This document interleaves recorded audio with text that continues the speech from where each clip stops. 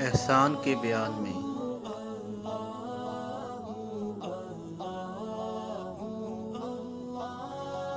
ایک یتیم بچے کے پاؤں میں کانٹا چبھ گیا جو درد سے کراہ رہا تھا۔ کسی امیر گھڑ سوار نے دیکھا تو اس کو بڑا ترس آ گیا۔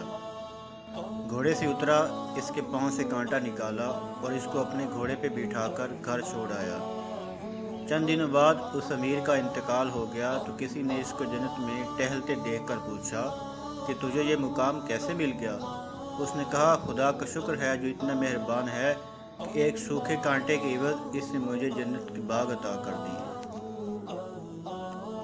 سبق: تو جب کسی پہ رحم کرے گا تو تیرے پر بھی رحم ہوگا، اور اگر کسی پر احسان کرے تو تکبر نہ کر کہ میں سردار ہوں اور یہ ماتحت۔ اگر زمانے کی تلوار نے اسے گرا دیا ہے تو وہ تلوار اب بھی کھنچی ہوئی ہے۔ جو تجھ سے دولت کا طلبگار ہو، اللہ کا شکر ادا کر کے اس کو دولت دے کہ اللہ نے تجھے دینے کے قابل بنایا ہے، نہ کہ کسی کا محتاج۔ سخاوت سرداروں کی سیرت ہی نہیں، نبیوں کا اخلاق بھی ہے۔ زیر خاک وہی آسودہ ہوگا جس سے دنیا میں لوگ آرام سے سوتے تھے۔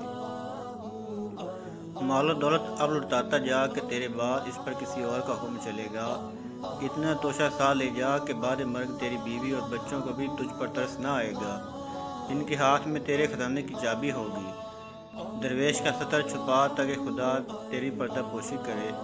مسافر کو دروازے سے محروم نہ لوٹا تاکہ خدا کبھی تجھے مسافر بنا کر در در نہ پھرائے۔ مسکینوں کو وہی نوازے گا جس کو ڈر ہو کہ کہیں وہ بھی مسکین نہ ہو جائے۔